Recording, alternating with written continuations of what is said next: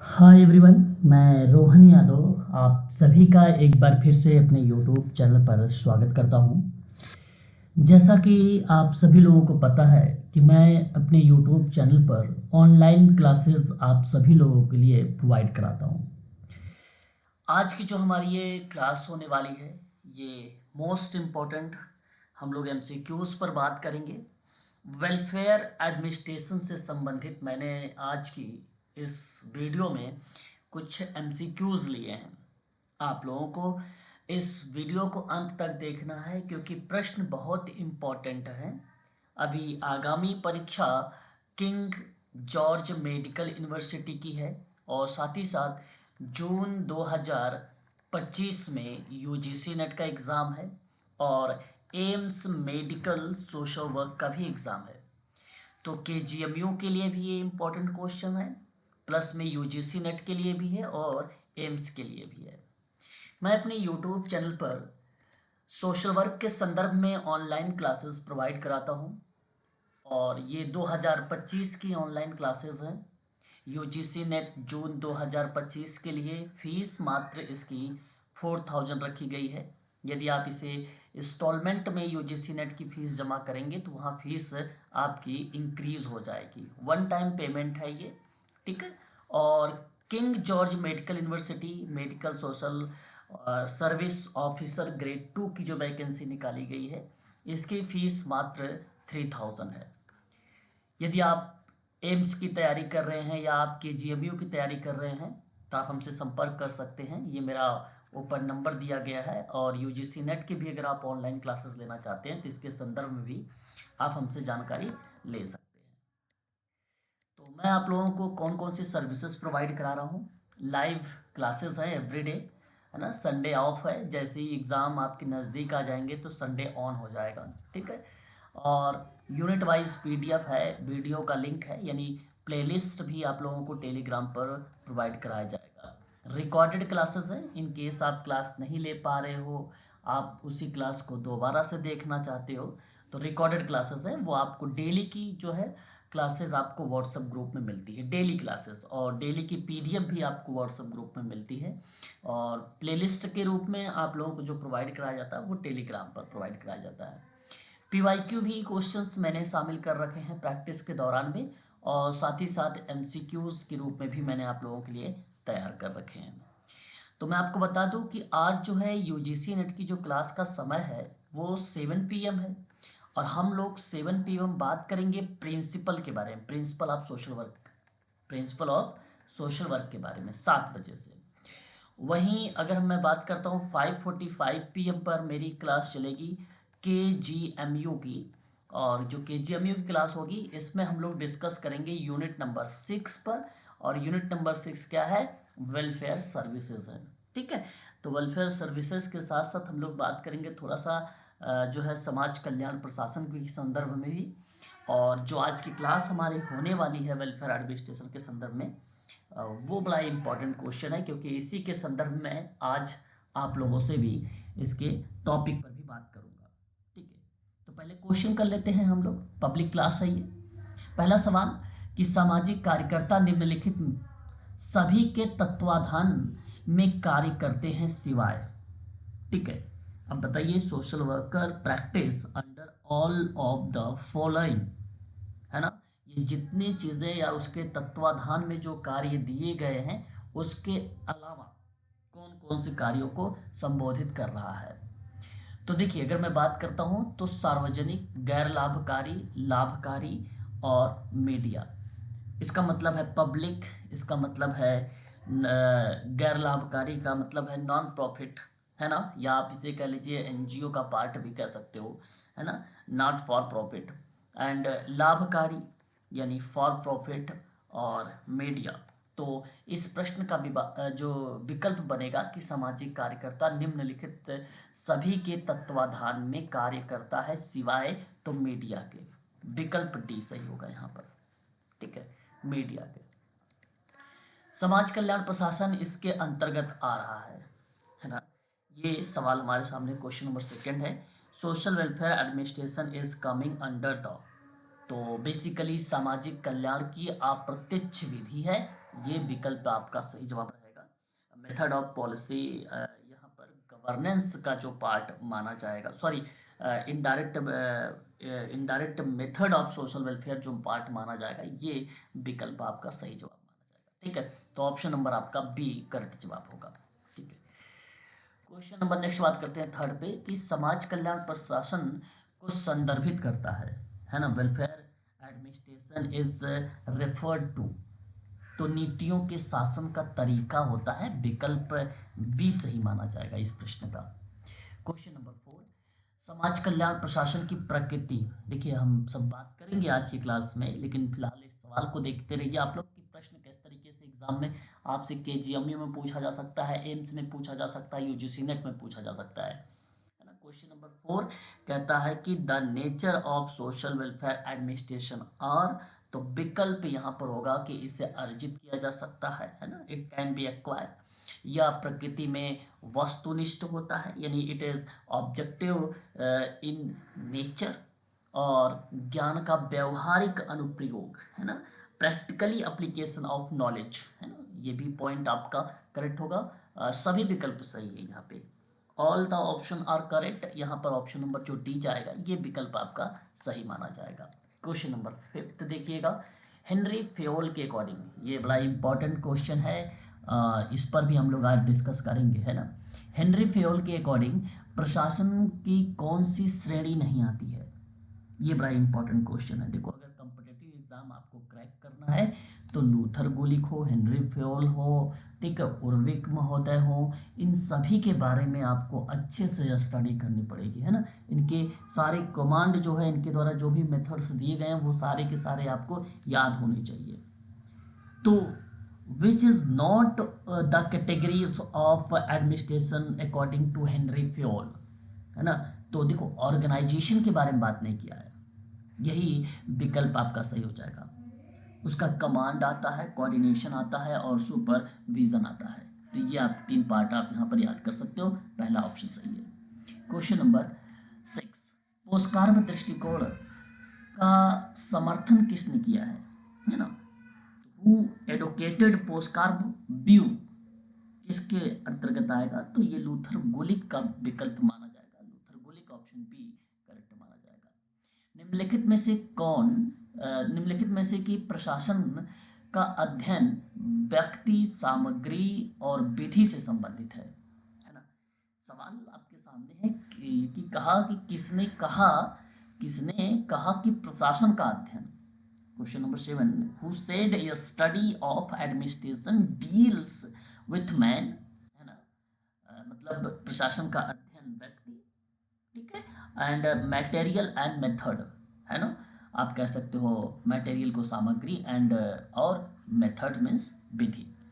तो किससे, यहाँ पे लूथर गुलिक होगा, हेनरी फ्योल होगा, कि पी एम क्वीन होंगे, कि एम ओवेन होंगे। सही विकल्प पी एम क्वीन होंगे। यहाँ पर अगर मैं आपसे बात करता हूँ पी एम क्वीन, नहीं, यहाँ है कि प्रशासन का अध्ययन व्यक्ति, सामग्री और विधि के संदर्भ में Henri Fayol, option number B, option B होगा।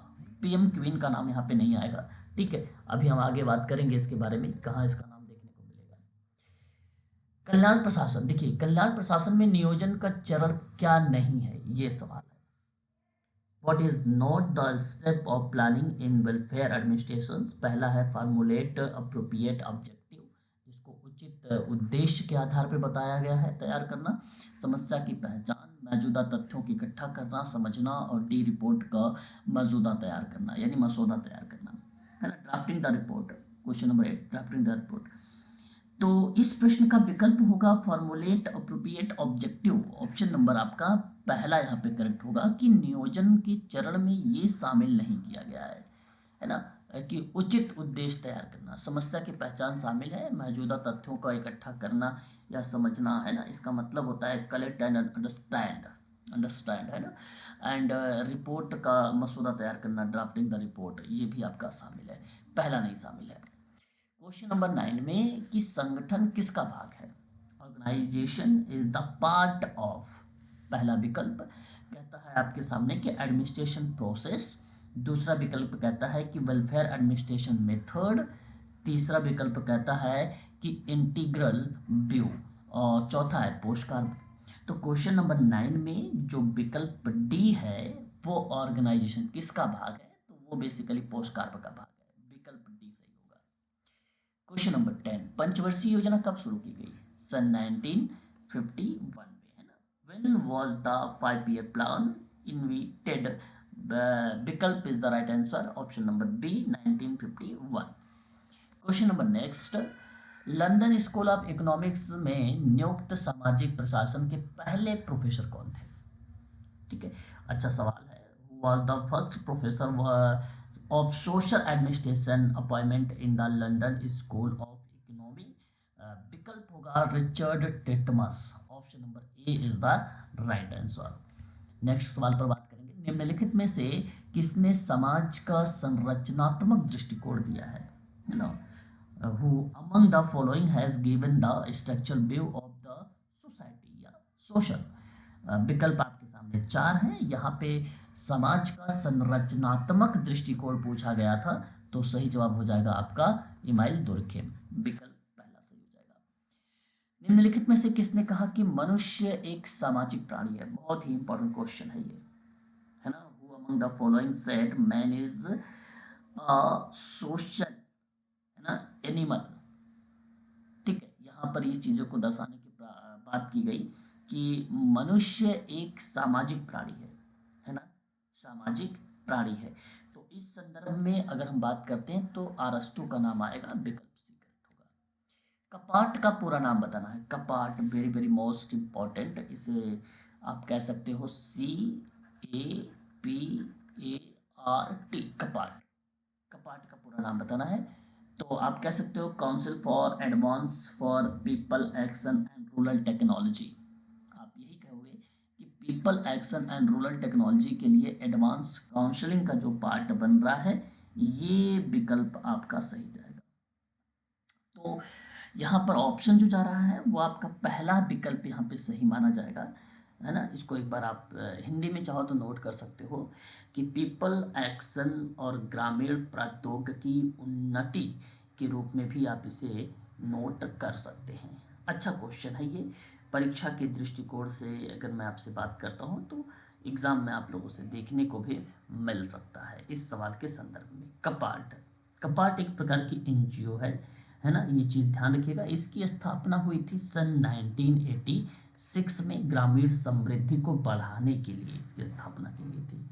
ग्रामीण समृद्धि को बढ़ाने के लिए इसकी स्थापना जो है की गई थी, कपाट। इसका सही जो ऑप्शन होगा काउंसिल फॉर, नोट करते रहिएगा, advance for people action and rural technology, यही विकल्प आपका सही होगा। क्वेश्चन नंबर 15, निम्नलिखित में से कौन सा एजेंसी प्रशासन का घटक नहीं है? ये आपको बताना है कि which of the following is not the component of agency administration. चार विकल्प होंगे आपके सामने। एक है मुख्य कार्यकारी, जिसको आप कहते हो चीफ एग्जीक्यूटिव, एंड कर्मचारी द स्टाफ, एंड दान दाता एजेंसी यानी द डोनर एजेंसी, लाभार्थी यानी द बेनिफिशियरी। तो इस विकल्प में जो डी वाला ऑप्शन है, ये ऑप्शन डी, ये is not component of agency administration का, ठीक है, ये कंपोनेंट नहीं है एजेंसी का, ऑप्शन डी करेक्ट हो जाएगा। वितरणात्मक न्याय का संयोजन क्या होता है?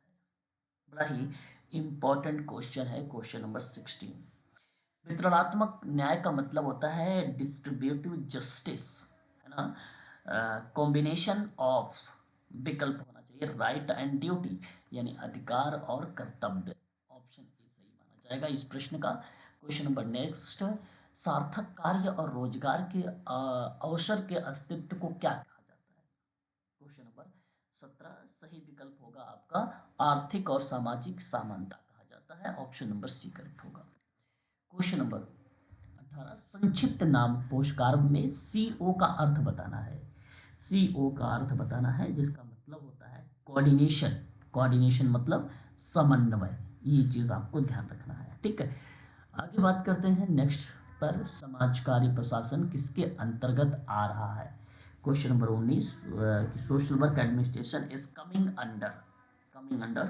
तो सोशल वर्क जो प्रशासन होता है, मैं आपको पढ़ाया भी हूँ, वाल्टर एंड्रियास फ्रीडलैंडर ने क्या किया था कि दो भागों में बांटा।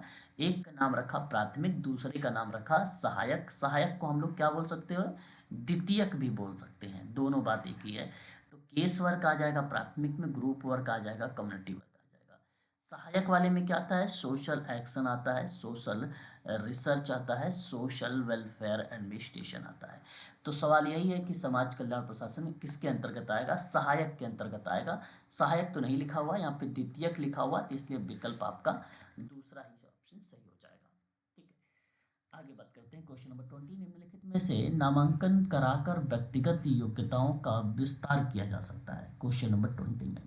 ठीक है, तो expanded by the enrolling for, तो आप कहेंगे कि देखिए नामांकन करा के व्यक्तिगत योग्यताओं का विस्तार कर रहे हो, तो प्रशिक्षण कार्यक्रम के माध्यम से भी, ट्रेनिंग प्रोग्राम हो गया है ना, अतिरिक्त डिग्री प्राप्त करना है ना, एक्वायरिंग एडिशनल डिग्री है ना, एंड नए कार्य असाइनमेंट की तलाश करना, यानी seeking new work assignment and all of the above.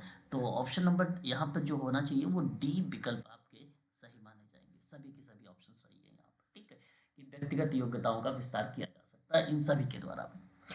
Question number 21, महसूस की गई आवश्यकताओं की अवधारणा किससे संदर्भित है, 21 है ना। ये फेल्ट नीड है, इसको हम क्या बोलते हैं, इसको हम फेल्ट नीड के नाम से जानते हैं। और ये मैं पढ़ाया भी हूँ आपको, कम्युनिटी से रिलेटेड है ये। और इसकी अवधारणा किससे संबंधित है, देखो यहाँ तो दे दिया आप लोगों को, तो विकल्प आपका जो डी जाएगा यहाँ पर इस प्रश्न का, कम्युनिटी ऑर्गेनाइजेशन ऑप्शन सही माना जाएगा इसका। प्रतिबिंब और सामाजिक तुलना के आधार पर स्वयं का मूल्यांकन किसके रूप में किया किया जा सकता है, आईएमपी क्वेश्चन है, यूजीसी नेट में ये रिपीट सवाल है। ठीक है, तो evaluation of self based on reflection है ना, और social compare is known as self steam.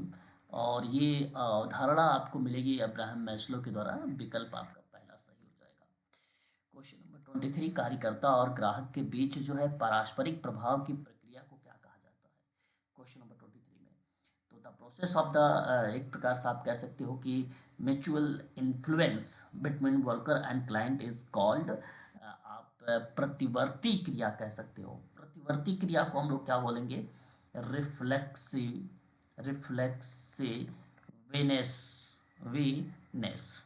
ठीक है, तो इससे हम लोग प्रतिवर्ती क्रिया बोलते हैं। रिलेशनशिप संबंध होता है, अंडरस्टैंडिंग आपकी समझ होती है, तालमेल सपोर्ट कह सकते हो, या रिपो कोऑपरेट कर सकते हो, तालमेल कोऑर्डिनेशन भी बोल सकते हो, इसके कई पार्ट होते हैं। बट कार्यकर्ता और ग्राहक के बीच की जो पारस्परिक प्रभाव की प्रतिक्रिया होती है उसे प्रतिवर्ती क्रिया बोला जाता है। तो विकल्प सी सही होगा।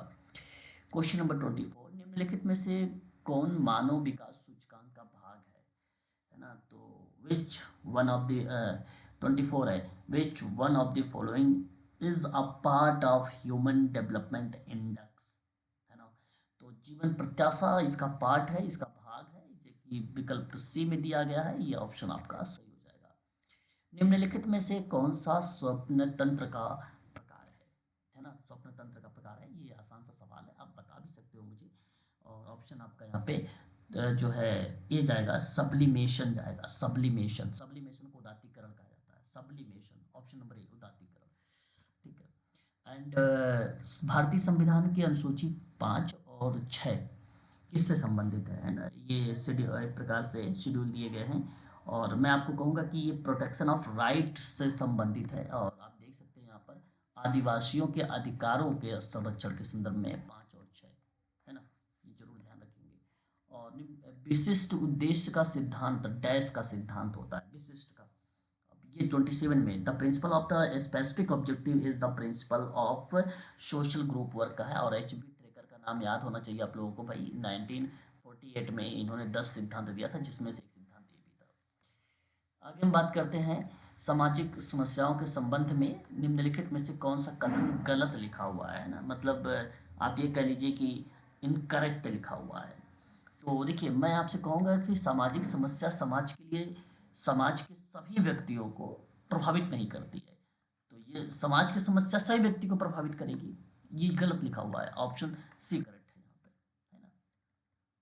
क्वेश्चन नंबर 29 है ना, 29, सांसद आदर्श ग्राम योजना किसकी जयंती के उपलक्ष्य में बेसिकली ये शुरू किया गया था, और ये आपको बता दूं Shri Jayaprakash Narayan. Option number B होगा। और आसान क्वेश्चन है ये, बहुत रिपीट हुआ है परीक्षा में, ये बात भी ध्यान रखना आपको। निम्नलिखित में से कौन सा अब्राहम मैस्लो द्वारा वर्णित आवश्यकताओं का पदानुक्रम का हिस्सा नहीं है ना, हिस्सा नहीं है। तो नरेटिव जो नीड है, नरेटिव नीड मतलब मानक, ये पार्ट उसका नहीं होगा। डी, बाकी सारे के सारे पार्ट होंगे। उसके बाद निम्नलिखित में से कौन सा डिजिटल अभिसरण को संदर्भित नहीं करता, 31। और आप कहना इस पर कि भाषाओं का परिचय, ऑप्शन डी आपका यहाँ पे सही हो जाएगा। और निम्नलिखित में से किस अधिकार को डॉक्टर भीमराव अंबेडकर ने भारतीय संविधान का हृदय बोला है, तो आप कह सकते हो संवैधानिक उपचारों का अधिकार, ऑप्शन ए। एंड आगे बढ़ते हैं। निम्नलिखित में से प्रधानमंत्रित्व काल में द्वितीय राष्ट्रीय श्रम आयोग का गठन कब किया गया था। ये सवाल मैंने कल भी आप लोगों से थोड़ा सा करवाया था, आप इस सवाल का भी जवाब जानते हैं, जो कि मैं कल बताया भी था, अटल बिहारी वाजपेयी, है ना। और दूसरी योजनाओं के बारे में भी बताया था कल की क्लास, कल की वीडियो देख लो, पब्लिक है ना, पब्लिक क्या है उसमें बताया है, दोनों के बारे में बताया, थोड़ा सा व्याख्या भी किया है। सामाजिक समस्याओं के संबंध में निम्नलिखित में से कौन सा कथन गलत है, 34, है ना। तो इसमें से हम आइडेंटिफाई करना कौन सा गलत है।